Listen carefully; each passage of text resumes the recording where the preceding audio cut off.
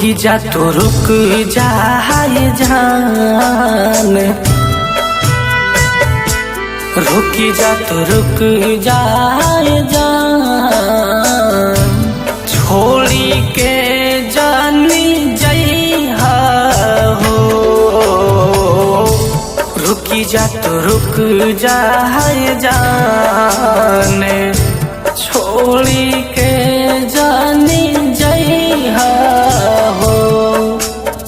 जान दिल से कहिल रानी तोहसे मोहब्बत कबहू ना भूलइहा हो।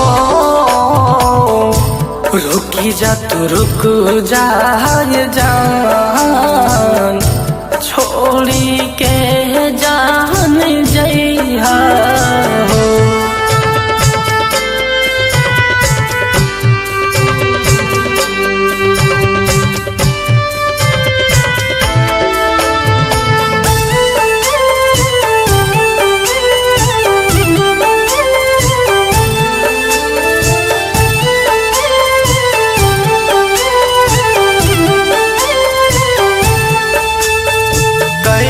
बाहर प्यार हो करी हजनियत बार हो।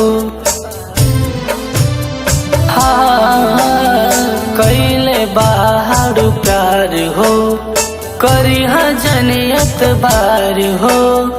कैसे जियब ए आंचल हम तोहरा बिन हो।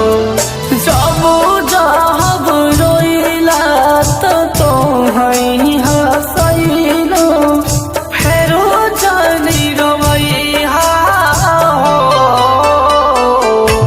रुकी जा तो रुकी जाए आंचल, छोड़ी के कहाँ जइबो। कौन आखिर कौन कमी रही हमरा में, हमार जान को छोड़ के जाता नहीं। ए गोरी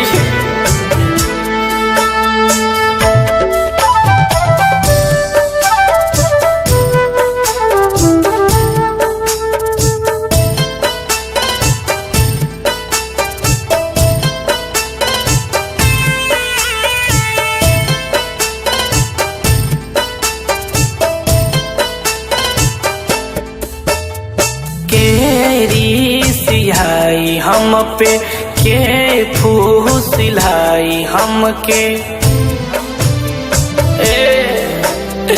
केरी सिहाई हम पे के फूसिलाई हमके। तू तो चली जइबो त हंस लागी जमाना।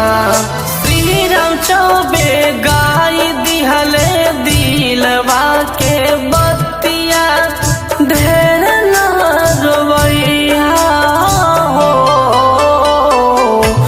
रुकी जा तो रुकी जा करे जू, छोड़ी के जानी जइहा।